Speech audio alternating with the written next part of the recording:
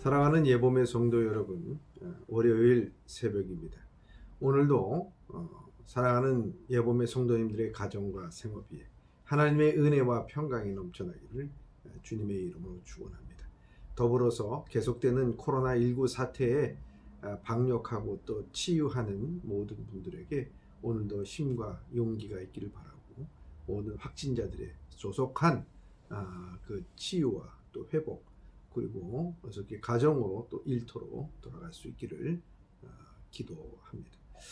오늘 이 아침 시간에 주신 하나님의 말씀은 잠언 14장 32절의 말씀입니다. 제가 봉독하겠습니다. 악인은 그 환난에 엎드려져도 의인은 그 죽음에도 소망이 있느니라. 다시 한번 봉독하도록 하겠습니다. 악인은 그 환난에 엎드려져도 의인은 그 죽음에도 소망이 있느니라 하는 것입니다. 저는 오늘 이 본문의 말씀을 통해서 의인은 죽어도 소망이 있다, 의인은 죽어도 소망이 있다라는 주제로 이 말씀을 묵상해 보기를 원합니다. 사랑하는 예봄의 성도 여러분, 이 소망이 없는 삶은 죽은 것이나 다름이 없습니다. 사람이 살아있는 한 소망을 갖고 사는 것입니다. 내일에 대한 소망을 갖지 않는다면 이미 그 사람은 죽은 사람입니다. 사랑하는 성도 여러분, 성도님은 어떤 소망을 갖고 사십니까? 우리가 멀리 내다보는 큰 소망도 있지만, 그러나 오늘 하루의 소망을 갖고 살아가기도 하는 것입니다. 각자 오늘의 말씀을 들으면서 오늘 하루 나의 소망이 무엇일까로 출발하여서 우리의 큰 소망을 늘 생각하고 사실 수 있는 우리 예봄의 성도들이 다 되시기를 바랍니다. 어느 사람이 한 맹인에게 가서 물었답니다.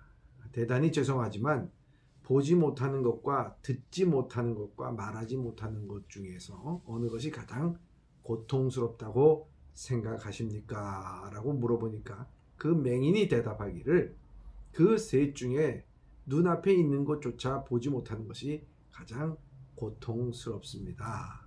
하지만 더 고통스러운 것은 다가올 미래를 내다보지 못하는 것입니다. 라고 말했답니다. 참 의미 있지 않습니까? 당장 우리가 물리적인 것으로 앞을 내다보지 못하는 것도 고통이지만 더 큰 고통은 미래를 내다볼 줄 모르는 것이 큰 고통이 되는 거죠.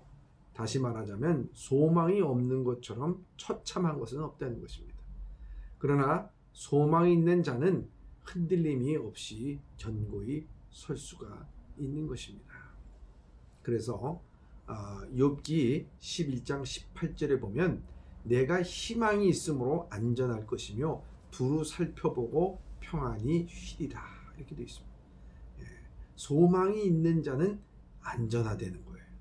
뿐만 아니라 히브리서 6장 18절 19절에 보면 이는 하나님이 거짓말을 하실 수 없는 이 두 가지 변하지 못할 사실로 말미암아 앞에 있는 소망을 얻으려고 피난처를 찾는 우리에게 큰 안위를 받게 하려 하심이라. 우리가 이 소망을 가지고 있는 것은 영혼의 닷 같아서 튼튼하고 견고하여 휘장 안에 들어가나니 이렇게 말씀하고 있습니다. 이 소망, 우리가 구원받는 소망이죠. 이 소망은 튼튼한 닷과 같다 그랬습니다. 배가 항구에서 아무리 풍랑이 불어도 다시 튼튼하게 내려져 있으면은 배는 안전하게 부닥치지 않고 침몰되지 않는 것과 마찬가지다는 거예요. 소망은 그런 역할을 한다 하는 것입니다. 그런데 여기서 말하는 이 소망이 무엇일까 하는 것입니다. 단순히 바라고 소원하는 것이 아닙니다. 의인이 죽어도 소망이 있는 것은 하나님의 공의와 사랑과 그 성품에 소망을 두기 때문이라 하는 것입니다. 성경은 의로운 자에 대해서 에스겔서 14장 14절에 이런 말씀을 합니다. 비록 노아, 다니엘, 욥 이 세 사람이 거기 있을지라도 그들은 자기의 의로 자기의 생명만은 건지리라 말씀합니다. 이들에게 소망이 있었습니다. 그 소망은 땅에 있는 소망이 아니었습니다. 노아는 하나님께서 홍수로 심판하시겠다고 하는 것을 그는 깨닫고 알고 산 위에다가 방주를 짓지 않았겠습니까? 그래서 노아가 홍수의 심판을 피하기 위하여서 방주를 짓다가 보니까 그는 많은 사람들로 하여금 조롱거리가 되었습니다. 노아가 단지 이와 같은 조롱거리를 참고 이겨나갈 수 있었던 그런 이유는 무엇이었을까요? 그게 바로 소망이기 때문에 그렇다는 거예요. 소망이 있기 때문에 모든 비난과 어려움을 이겨나갈 수가 있었다는 거예요. 왜냐하면 노아가 산 위에 방주를 짓는 것은 단순히 자기 가족 구원하기 위해서 그 산 위에 방주를 짓는 게 아니었습니다. 노아가 산 위에 방주를 짓는 것은 그 당시에 수많은 사람들이 먹고 마시고 장가가는 일에 전념하며 너무나도 악한 일을 저지르고 타락을 한 것을 보며 하나님께서 그들을 지으신 것을 한탄하는 것을 보았습니다. 그리고 그것을 노아도 함께 하나님의 마음을 알았다는 거죠.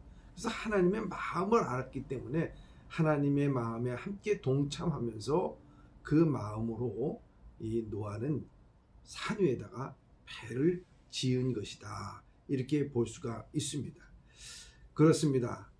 당대의 의인이었던 이 노아가 산 위에 배를 짓는 것은 소망이 온 가족이 구원받는 것이 소망이 아니라 그 소망은 하나님에게 소망을 두었기 때문이었습니다. 노아뿐만 아니라 다니엘도 욥도 마찬가지였습니다. 이 땅에서 예수님으로 인해서 하나님으로 인해서 자기의 출세길에 소망을 둔 게 아니고 그들 모두 다의 공통점은 하나님에게 소망을 뒀다는 거예요. 하나님에게 소망을 뒀다는 거예요. 욥은 심한 고통과 아픔이 있었습니다.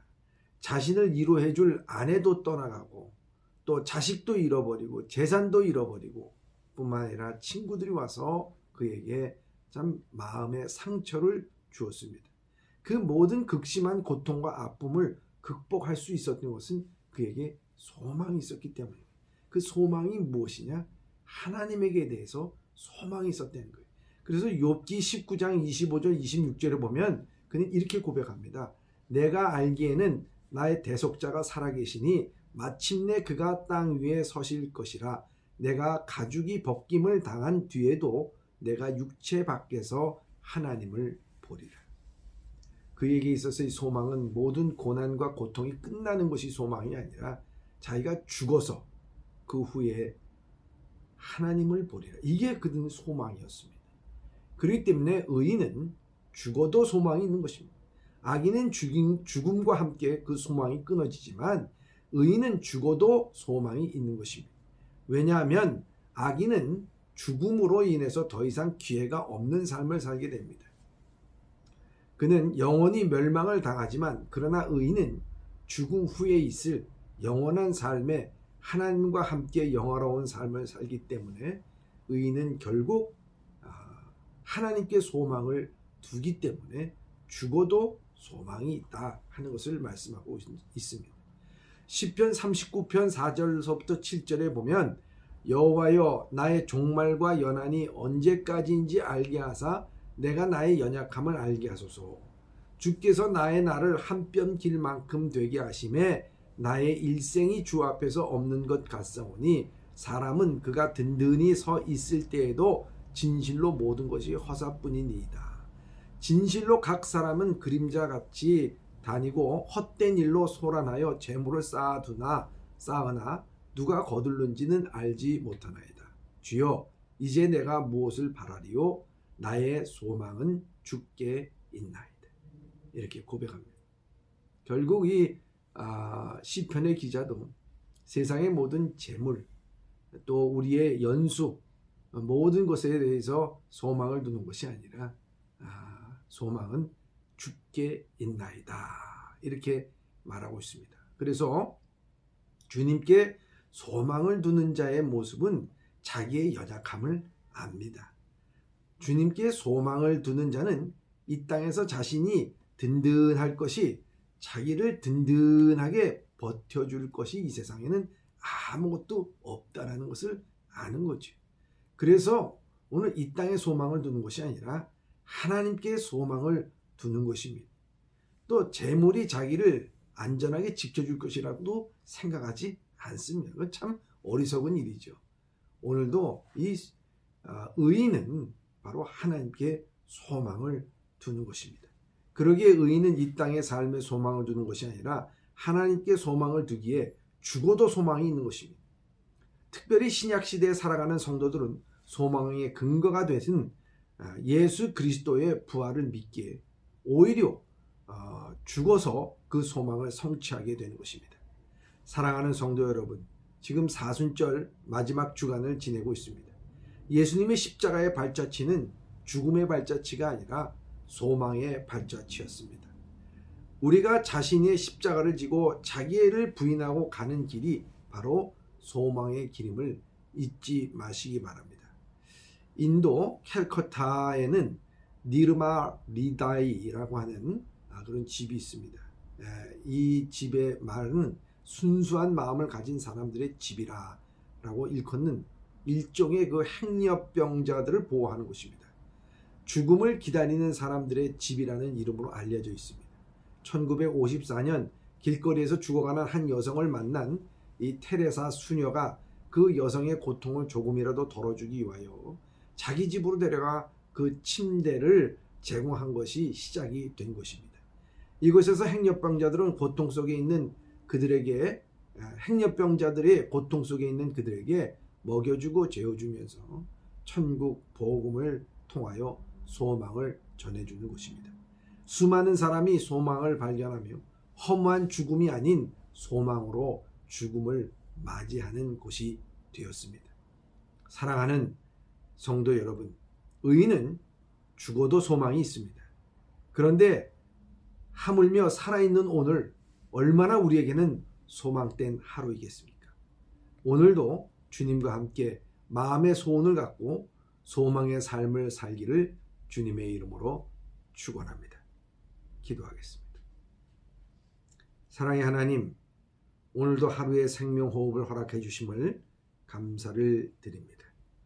오늘도 주님을 바라보며 오직 하나님께 소망을 둔 삶을 살아갈 수 있도록 우리를 인도하여 주시옵소서.